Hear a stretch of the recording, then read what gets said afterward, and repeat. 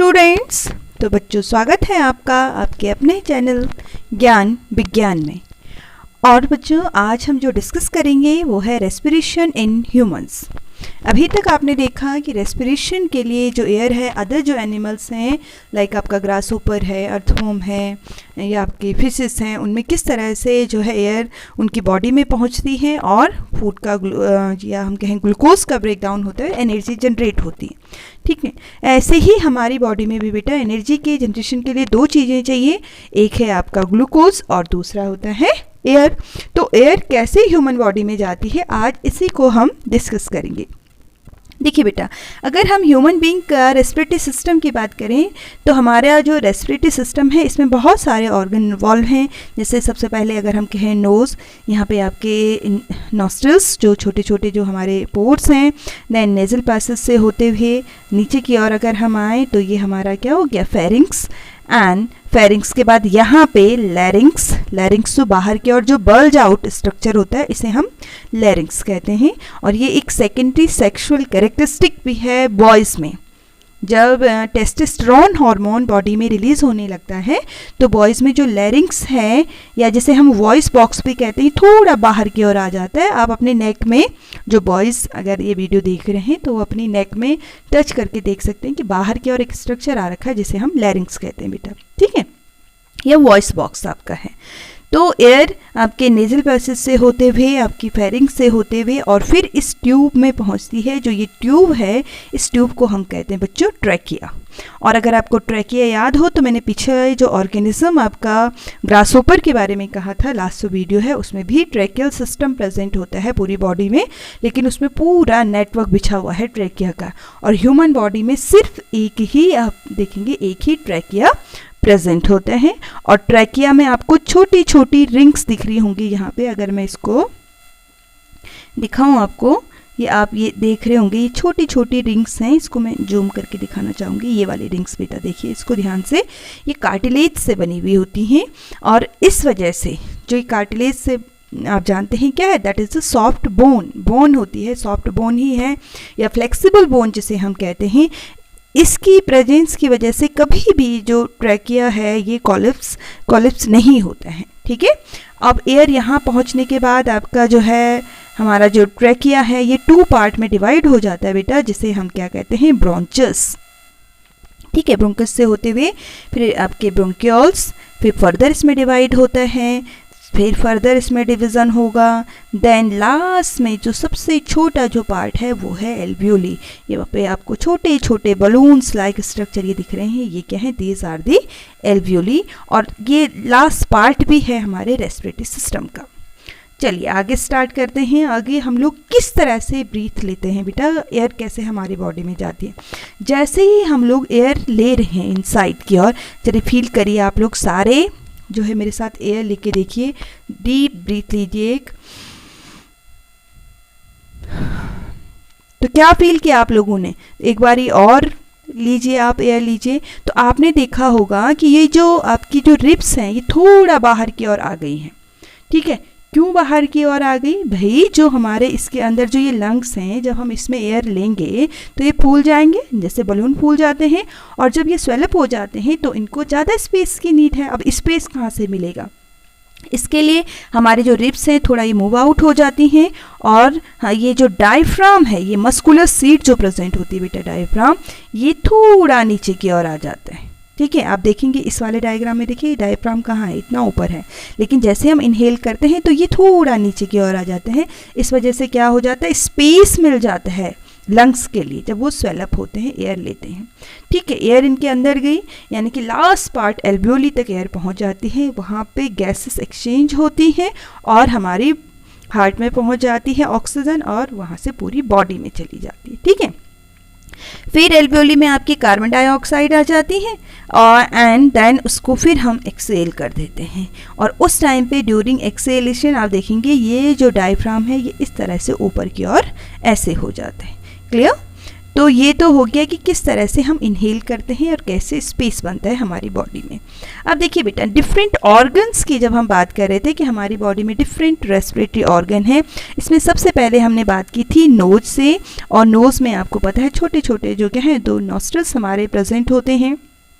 ये जो नॉस्ट्रल्स हैं, ठीक है, या जो हम ये कैविटी लाइक स्ट्रक्चर कह रहे हैं, नेजल पासेज जो है बेटा, यहाँ पे फाइन हेयर्स होते हैं, छोटे छोटे हेयर यहाँ पे प्रेजेंट होते हैं। बाल लाइक स्ट्रक्चर, बाल लाइक के बाल ही होते हैं, हेयर्स ही प्रेजेंट होते हैं। और जो ये हेयर्स हैं इनका काम होता है कि बाहर से जितना भी डस्ट पार्टिकल, आप जानते हैं बेटा एयर में बहुत ज़्यादा डस्ट पार्टिकल्स होते हैं, है ना। जब हमने ब्रीथ किया तो वो एयर सारी हमारी नोज से अंदर चली जाती है, बट ये जो छोटे छोटे हेयर्स हैं ये उन डस्ट पार्टिकल्स को बाहर ही ट्रैप कर देती है, बाहर ही रोक देती है, ठीक है। एंड फिर उसके बाद यहाँ अंदर जो ग्लैंड्स होती हैं, कुछ जो ग्लैंड्स हैं ये क्या सिक्रीट करती हैं, म्यूकस का सिक्रीशन करती हैं। उस म्यूकस में dust particle and other impurities जो हैं, ठीक है, उसमें जर्म्स भी हो सकते हैं, वायरस हो सकते हैं, बैक्टीरियाज हो सकते हैं, वो सारे वहीं ट्रैप हो जाते हैं। और जो प्योर एयर है बेटा ये कहाँ चली जाती है, ये फेरिंक्स से होते हुए हमारे ट्रैकिया में, ट्रैकिया से ब्रोंचस में पहुंच जाती है। और इस तरह से एयर हमारी बॉडी के डिफरेंट पार्ट्स तक हम कहते हैं चली जाती हैं। जो ट्रैकिया है बच्चों, इसको विंड पाइप भी कहते हैं, it is also called the wind pipe. क्यों इसको विंड पाइप कह रहे हैं बच्चों, क्योंकि जो विंड पाइप यानी कि विंड को, हवा को ले जाने का जो काम कर रही है, इसीलिए इसे हम क्या कह रहे हैं, विंड पाइप इसे हम कह रहे हैं, ठीक है। चलिए आगे हम देखते हैं।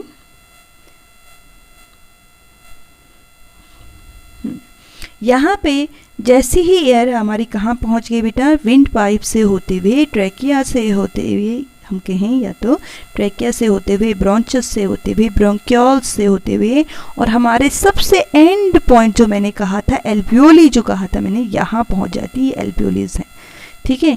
ये जो एल्वियोलीज हैं बेटा ये फोल्डेड स्ट्रक्चर होती हैं, फोल्डेड स्ट्रक्चर, ठीक है। और अगर इनको एक इंसान के दोनों जो लंग्स हैं, इनकी जो एल्वियोलीज हैं, इनको अगर अनफोल्ड करें तो आप यकीन करेंगे कितना बड़ा स्पेस बन जाता है, लगभग 80 स्क्वायर मीटर का स्पेस ये कवर कर सकते हैं। इसका जो एरिया है वो हो जाता है आपका 80 स्क्वायर मीटर का। ये लगभग कितना होता है बेटा, it is nearly the size of tennis court. जो आपका टेनिस कोर्ट है, लॉन टेनिस कोर्ट, उसके बराबर का साइज इसका हो जाता है। तो आप समझ सकते हैं कि एक इंसान के जो लंग्स हैं उसकी एल्वियोलीज कितना ज़्यादा हम कहेंगे कि स्पेस वो घेर सकती हैं, लेकिन यहाँ पे ये फोल्डेड हैं, इस वजह से हमारी दोनों लंग्स के अंदर फिट आ जाती हैं। तो अब बात आती है भाई इतना ज़्यादा क्यों है, इतनी एल्वियोलीज क्यों है हमारे इसमें बेटा। ये इसलिए है कि जब मैंने आपको कहा था रेस्पिरेटरी सिस्टम का एक क्राइटेरिया कहा था कि सरफेस एरिया ज़्यादा होना चाहिए। कोई भी जो लिविंग ऑर्गेनिज्म है वो बॉडी के किसी भी पार्ट से अगर रेस्पिरेशन कर रहा है, चाहे वो नोज से कर रहा है, चाहे उसमें रेस्पिरेशन लंग्स से हो रहा है, चाहे स्किन से हो रहा है, चाहे उसमें रेस्पिरेशन कहाँ से हो रहा है, ट्रैकिया से हो रहा है, उसमें उसका जो सरफेस एरिया है वो काफ़ी ज़्यादा होना चाहिए। और हमारी इतनी बड़ी बॉडी है, उसको इतनी ज़्यादा ऑक्सीजन की रिक्वायरमेंट है, और ऑक्सीजन आपको पता है लंग्स से ही जाएगी। तो इसके लिए जब सबसे ज़्यादा से ज़्यादा जो सरफेस एरिया हो कैसे हो सकता है, वो ऐसे ही हो सकता है कि एल्वियोली जो है वो अनफोल्डेड हैं और ये काफ़ी बड़ा सरफेस एरिया बना लेते हैं। इसमें अगर आप डायग्राम में देखो एक चीज़ और आपको और दिखेगी बेटा, आप देख रहे हैं ये राइट लंग है हमारा और ये लेफ्ट लंग है। तो लेफ्ट लंग जो है वो थोड़ा सा छोटा है, ठीक है, as compare to right lung. ऐसा क्यों होता होगा सोचिए जरा, ठीक है मैं बताती हूँ आपको। ऐसा इसलिए होता है बेटा, हमारा जो हार्ट है ना, हार्ट वो थोड़ा सा टिल्टेड होता है लेफ्ट लंग की ओर, इधर की ओर मुड़ा हुआ होता है, ठीक है। तो इस वजह से जो लेफ्ट लंग है उसका जो स्पेस है एज कंपेयर टू राइट जो लंग है उससे थोड़ा ये छोटा होता है, ठीक है। काम दोनों के दोनों बराबर करते हैं, ऐसा नहीं कि एक ज़्यादा काम कर रहा है कम काम कर रहा है, वर्क फंक्शन दोनों के इक्वल होंगे, बराबर होंगे। देखिए बेटा, उसमें मैंने आपसे कहा था कि एल्वियोली लास्ट पॉइंट है कि किसी भी जो हमारा जो लंग है उसका जो लास्ट पॉइंट है वो है एल्वियोली या एंड पॉइंट है, जहाँ पे गैसेस एक्सचेंज होती हैं। ठीक है, तो इस वाली स्लाइड में भी आप इसको देख सकते हैं, ये छोटा पोर्शन जो एल्वियोली है और इसको हमने यहाँ पे इस तरह से दिखाया हुआ है, इसको एल्वियोली को। अब अगर आप इस लंग्स को ध्यान से देखेंगे बेटा, तो जो ये लंग होते हैं ना हमारे बहुत सॉफ्ट ऑर्गन होते हैं, बहुत ही सॉफ्ट ऑर्गन, और जो लंग्स हैं उसमें की जो सेल्स हैं उसमें रीजनरेशन भी नहीं होता है ईजिली, तो इसके लिए नेचर ने इसकी प्रोटेक्शन भी कर रखी है। ठीक है, इसकी प्रोटेक्शन के लिए क्या है, ये एक डबल मेम्ब्रेन, ठीक है, हम कह सकते हैं the lungs are covered by, जो अगर हम लंग्स देखें ये टू थिन मेम्ब्रेन से कवर्ड होता है बेटा। हमारा जो लंग है ये किससे कवर्ड होता है, two thin membrane which are called pleura, PLEURA, pleura इसे हम कहते हैं। ठीक है, और फिर इसके अलावा एक और प्रोटेक्शन है इसमें, क्या है, because it is enclosed in a rib cage, हमारी जो रिब्स होती हैं 12 पेयर्स ऑफ रिब्स उसके अंदर ये क्लोज रहता है, तो इस वजह से ये क्या रहता है आपका प्रोटेक्टेड रहता है। दो चीज़ें हैं यहाँ पे, एक हमने कहा रिब केज है और दूसरा क्या है, जो लंग्स हैं वो भी कवर्ड हैं आपके एक डबल मेम्ब्रेन से, जिसे हम क्या कहते हैं बेटा, प्लूरा जिसे हम कहते हैं। ठीक है, चलिए आगे बढ़ते हैं हम लोग। ये एल्वियोली का स्ट्रक्चर है, डीप स्ट्रक्चर जो है आप देख सकते हैं इस तरह से, एक जो सिंगल एल्वियोली है ऐसे बलून लाइक स्ट्रक्चर दिखती है और यहीं पे गैसेस एक्सचेंज होती हैं। ठीक, अब देखिए बेटा, ये दूसरी जो स्लाइड है ये है विंड पाइप की। हमारा जो विंड पाइप है ट्रैक किया है, अगर उसको हम अंदर से देखें तो कैसे दिखता है, ये देखिए, this is the inner side of our wind pipe. अगर हमारा जो विंड पाइप है वो अंदर से इस तरह से आप देख सकते हैं, ऐसी दिखती है जहाँ से एयर अंदर जा सकती है। Clear, okay. अब देखिए बेटा, हम लोग जब भी ब्रीथ करते हैं तो सब जानते हैं आप कार्बन डाइऑक्साइड एक्सेल होती है। ठीक है, और ये क्वेश्चन बार बार बार बार बोर्ड के एग्जाम में पूछा जाता है कि कौन सी गैस एक्सेल होती है, तो आप लिखते हैं कार्बन डाइऑक्साइड। और जो गैस एक्सेल हो रही है जिसको हम रिलीज कर रहे हैं ड्यूरिंग ब्रीथिंग, तो वो जो गैस है कैसे प्रूव करेंगे आपकी कार्बन डाइऑक्साइड ही है। इसको प्रूव करने का बहुत आसान तरीका है बेटा कि इसको हम कैसे प्रूव कर सकते हैं। हम लोग क्या कर सकते हैं, we can take 2 test tube, 2 test tube ले सकते हैं हम लोग। ठीक है, और इन टेस्ट ट्यूब में हमने क्या ले लिया, लाइम वाटर। चाहे तो आप एक ही टेस्ट ट्यूब भी ले सकते हैं। ठीक है, इन टेस्ट ट्यूब में हमने लाइम वाटर ले लिया। अब जो कार्बन डाइऑक्साइड है बेटा, इसका एक कैरेक्टर होता है कि ये हमेशा लाइम वाटर को मिल्की बना देता है। ठीक है, it turns lime water in milky colour, milky बना देता है जो है कार्बन डाइऑक्साइड। अब क्या ले लिए हमने, 2 ये टेस्ट ट्यूब तो ले ही ली, और ऐसे हमने ग्लास रॉड भी ले ली। ये माउथ पीस है, यहाँ से हम फूंक मारेंगे जैसे ही, तो ये एयर यहाँ जाएगी आपकी, जैसे एयर ब्लो की हमने एयर यहाँ पहुँची, और जो ये आपका ये लाइम वाटर है ये कैसा हो जाएगा, मिल्की हो जाएगा। आप चाहो तो एक टेस्ट ट्यूब भी ले सकते हैं, ऐसे एक टेस्ट ट्यूब ले ली हमने। ठीक है, और इसमें एक पाइप डाल दिया, ऐसे एक ग्लास रॉड डाल दी, यहाँ से हमने एयर ब्लो की, तो ये जो हमारा जो ये लाइम वाटर है ये किस में चेंज हो जाएगा, मिल्की ये बन जाएगा। तो इससे हम प्रूव कर सकते हैं कि हमेशा रेस्पिरेशन में जो है कार्बन डाइऑक्साइड रिलीज होती है, क्योंकि कार्बन डाइऑक्साइड जो है लाइम वाटर को क्या करती है बेटा, मिल्की बना देती है। अब देखिए, अभी तक आपने पढ़ा होगा कि जब भी हम एक्सेल करते हैं तो क्या रिलीज होती है, कार्बन डाइऑक्साइड रिलीज होती है। बट बेटा, सिर्फ कार्बन डाइऑक्साइड ही नहीं एक्सेल करते हैं, हम और भी गैसेस को एक्सेल करते हैं। जैसे जब हम ब्रीथ कर रहे हैं तो सारी गैसेस तो जा रही हैं हमारी बॉडी में, नाइट्रोजन भी जा रही है। तो नाइट्रोजन कितनी है एटमॉस्फेयर में, 78% नाइट्रोजन है, तो वही पूरी 78% नाइट्रोजन हमारी बॉडी में जाती है। और जब उसे हम एक्सेल करते हैं तो ये 75% उसको एक्सेल कर देते हैं। ऑक्सीजन 21%, तो क्या लगता है आपको कि पूरी ऑक्सीजन हम यूटिलाइज करते हैं अपनी बॉडी में रेस्पिरेशन के लिए? नहीं बेटा, सिर्फ 4% ऑक्सीजन ही हम यूटिलाइज करते हैं, यूज़ करते हैं रेस्पिरेशन के लिए, बाकी 16% जो ऑक्सीजन है उसको हम रिलीज़ कर देते हैं। आर्गन जो है 0.9% है एटमॉस्फेयर में, उसको एज इट इज़ हम रिलीज़ कर लेते हैं। कार्बन डाइऑक्साइड 0.04% है हमारे एयर में, ठीक है, लेकिन जब हम उसे एक्सेल करते हैं तो वो 4% है। यहाँ पे बहुत सारे बच्चे कंफ्यूज रहते हैं और काफ़ी टाइम तक उन्हें पता ही नहीं चलता है कि एक्सेल कर रहे हैं तो ऐसे लिख देते हैं कि 100% कार्बन डाइऑक्साइड हमने एक्सेल कर दी, बट ऐसा नहीं होता है। सिर्फ 4% होती है उसमें कार्बन डाइऑक्साइड। अदर गैसेस जो हमने ली थी उनको भी हम एक्सेल करते हैं, वो सारी यूज़ नहीं होती हैं, ठीक है। और वाटर तो था ही नहीं, लेकिन उसको फिर भी हम 4% जो है वाटर एक्सेल करते हैं ड्यूरिंग एक्सेलेशन, ठीक है। अब देखिए बेटा, हम जो ये ब्रीथिंग की बात कर रहे हैं, ब्रीथिंग तो समझते हैं आप लोग, inhalation of oxygen and acceleration of carbon dioxide. और ड्यूरिंग ब्रीथिंग आप देखेंगे कि कभी कभी हमारा जो ब्रीथिंग रेट है वो बढ़ जाता है। एक जो हम कहेंगे कि नॉर्मल जो एक एडल्ट मैन है उसकी जो ब्रीथिंग रेट है लगभग 15 to 18 पर मिनट होता है। ब्रीथिंग रेट बोल रहे हैं हम, हाँ, हार्ट रेट नहीं, हार्ट बीट नहीं बोल रहे हैं, बल्कि क्या बात कर रहे हैं हम लोग, ब्रीथिंग रेट की बात करें तो 15 to 18 टाइम्स पर मिनट होता है। अब एक ब्रीथ में क्या आता है, what is in one breath, 1 inhalation and 1 exhalation, ठीक है। हम कह सकते हैं 1 inhalation plus 1 exhalation is called 1 breath, वो एक ब्रीथ होता है। और जो ये ब्रीथ है ये कौन कंट्रोल करता है बेटा, it is controlled by our brain, हमारा ब्रेन कंट्रोल करता है।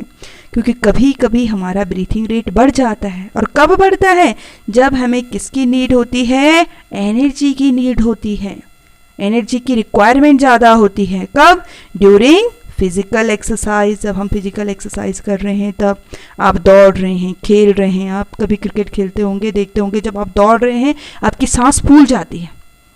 सांस फूलना मीन्स बहुत जल्दी जल्दी ब्रीथ करते हैं, ऑक्सीजन बहुत जल्दी जल्दी लेते हैं। क्यों, क्योंकि उस टाइम आपको ज़्यादा एनर्जी चाहिए। ज़्यादा एनर्जी तब मिलेगी जब फूड की बर्निंग होगी, आपका ग्लूकोज टूटेगा, ठीक है, तब एटीपी जनरेट होगी। और ग्लूकोज टूटेगा, उसके लिए क्या चाहिए, ज़्यादा ऑक्सीजन की रिक्वायरमेंट ज़्यादा है। और ऑक्सीजन ज़्यादा कैसे मिलेगी, जब भाई जल्दी जल्दी सांस लेंगे, जल्दी जल्दी ब्रीथिंग होगी। और इसको कौन कंट्रोल करता है, हमारा ब्रेन कंट्रोल करता है कि अभी एनर्जी की रिक्वायरमेंट ज़्यादा है तो क्या करना है, जल्दी जल्दी जो ब्रीथिंग रेट है उसको इंक्रीज़ करना है। आप देखेंगे जब हम बीमार होते हैं, ठीक है, हमारी ज़्यादा एनर्जी की रिक्वायरमेंट है तो भी ब्रीथिंग रेट बढ़ जाता है। क्यों बढ़ जाता है भाई, उस टाइम पे भी एनर्जी की रिक्वायरमेंट ज़्यादा है। जो हमारे टिश्यूज़ हैं उनको हील करने के लिए, अदर बॉडी एक्टिविटीज़ के लिए क्या है, एनर्जी की रिक्वायरमेंट ज़्यादा है, इस वजह से हमारा ब्रीथिंग रेट इंक्रीज़ हो जाता है, ठीक है। और इसको कौन कंट्रोल करता है, हमने कहा it is controlled by our brain. अब अलग अलग लोगों में बेटा ये जो ब्रीथिंग रेट है ये अलग अलग होता है। अगर हम छोटे बच्चे को देखें, 1 साल से छोटा जो बच्चा है उसका ब्रीथिंग रेट ज़्यादा होगा, और जैसे जैसे बढ़ते रहते हैं ना ब्रीथिंग रेट कम होता जाता है। 1 साल से छोटे जो बच्चे हैं उनका जो ब्रीथिंग रेट है वो 30 to 40 पर मिनट होता है। 2 साल तक के बच्चे 25 to 35, 2 से 5 साल के 25 to 30, और 5 से 12 20 to 25, और 12 से ऊपर के जो हैं तो 15 to 20 पर मिनट ब्रीथिंग रेट होता है। और अलग अलग कंडीशन में भी चेंज होता है। हम ये नहीं कह सकते कि हमेशा ब्रीथिंग रेट यही रहेगा हमारा, वो अलग अलग कंडीशन पे भी डिपेंड करता है कि हम कौन सी कंडीशन में हैं इस टाइम पे, ठीक है।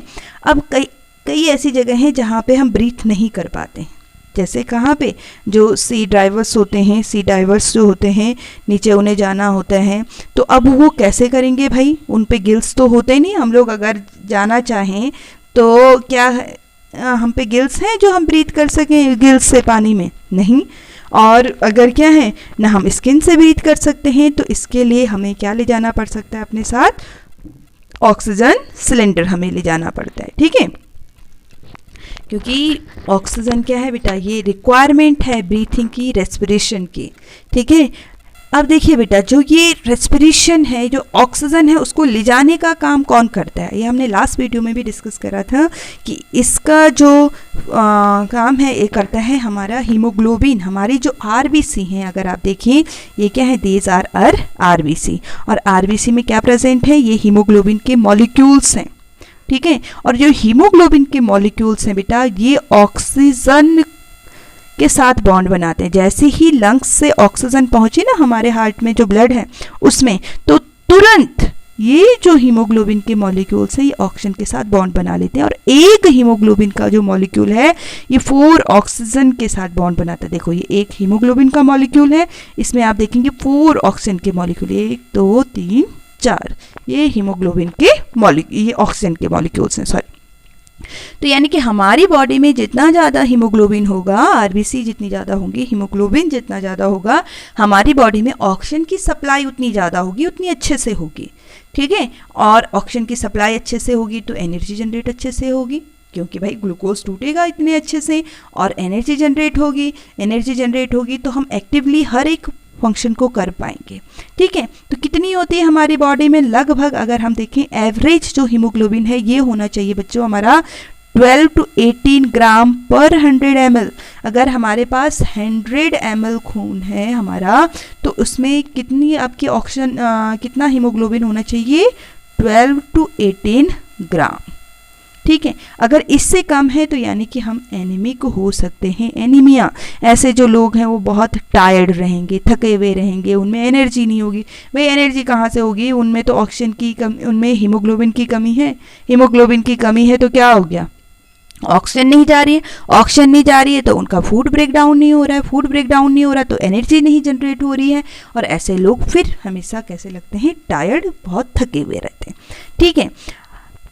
ये यहाँ पे भी आप देख सकते हैं। तो इसलिए हमारी बॉडी में बच्चों आरबीसी में ही आपका हीमोग्लोबिन प्रेजेंट है और नॉर्मली इस तरह से दिखता है, ठीक है। लेकिन अगर हमारे आरबीसी ही कम है तो हीमोग्लोबिन भी कम होगा, और हीमोग्लोबिन कम होने से हम लोग कैसे हो सकते हैं? एनीमिक हो सकते हैं। ये तो हो गई बात ऑक्सीजन कैरी करने की। हमारी जो ये आरबीसी है बेटा, मैं तब से कह रही हूँ कि ऑक्सीजन ले जाने का काम करता है, ऑक्सीजन ले जाने का काम करता है। यानी कि ये समझ सकते हैं कि जो ये हीमोग्लोबिन है ना, ये आरबीसी से बड़ा ये ऑक्सीजन से बहुत प्यार करता है, ठीक है। किससे प्यार करता है? ऑक्सीजन से बहुत प्यार करता है। लेकिन उससे भी ज़्यादा प्यार ये करता है किससे, पता है आपको? कार्बन मोनोऑक्साइड से, ठीक है। ऑक्सीजन से ज़्यादा अच्छा इसे लगता है कार्बन मोनोऑक्साइड। तो अगर कभी क्या हो जाता है ड्यूरिंग विंटर सीजन, आपने देखा होगा कुछ लोग जो कोयला है, जो कोल है, उसे जलाते हैं अपने घरों में और उसको बर्न करते हैं। तो जो ये आप यहाँ पे डायग्राम में देखिए, ये हीमोग्लोबिन ने अब जो बॉन्ड है किसके साथ बना दिया है? ये ब्लैक कलर का, ये कार्बन मोनोऑक्साइड है बेटा, और ये बना देते हैं कार्बोक्सी हीमोग्लोबिन। क्या बना देते हैं? कार्बोक्सी हीमोग्लोबिन ये फॉर्म करते हैं। यहाँ देखिए ये कार्बन मोनोऑक्साइड बॉन्ड बना लेता है। अब इस केस में क्या होगा भाई? जब हीमोग्लोबिन ने कार्बन मोनोऑक्साइड के साथ बॉन्ड बना दिया तो ऑक्सीजन को नहीं पूछेगा ये, ठीक है। और ऑक्सीजन को नहीं पूछेगा यानी कि ऑक्सीजन के साथ नहीं बॉन्ड बनाएगा, भाई वो तो जुड़ गया कार्बन मोनोऑक्साइड के साथ। तो अब बॉडी में क्या जाएगा? Carbon monoxide. और किसकी कमी हो जाएगी बच्चों? किसकी कमी हो जाएगी? ऑक्सीजन की कमी हो जाएगी। और आप जानते हैं कि अगर बॉडी में ऑक्सीजन की कमी हो गई बेटा तो क्या हो सकता है? ये सब कुछ, हेडेक होगा, नौसा होगा, वॉमिटिंग जैसी डिजनेस होगी, ब्रीथ नहीं आएगी, सांस नहीं होगी, और कुछ टाइम बाद इंसान कैसा हो जाएगा? लॉस ऑफ कॉन्शियसनेस, वो अनकॉन्शियस हो जाएगा, कुछ उसे पता ही नहीं चलेगा क्या हो रहा है, ठीक है।